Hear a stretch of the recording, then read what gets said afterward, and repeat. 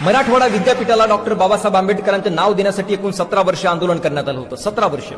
आणि 17 वर्षांच्या अथक परिश्रमानंतर त्या मराठवाडा विद्यापीठाला डॉक्टर बाबासाहेब आंबेडकरांचे नाव देण्यात आलं.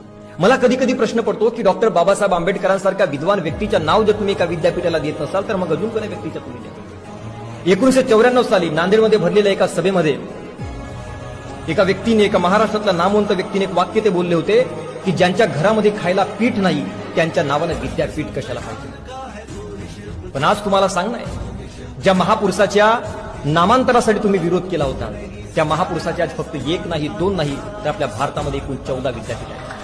आणि तुमच्या 17 पिढ्या बसल्या बसल्या पोहोचू शकतील इतकं त्यांच्या घरामध्ये मुबलक सीट आहे. आणि आज निवड महाराष्ट्रातच नव्हे, निवड भारतातच नव्हे, तर जगाच्या पाठीवर 159 देशामध्ये डॉक्टर बाबासाहेब आंबेडकरांची जयंती साजरी केली जाते.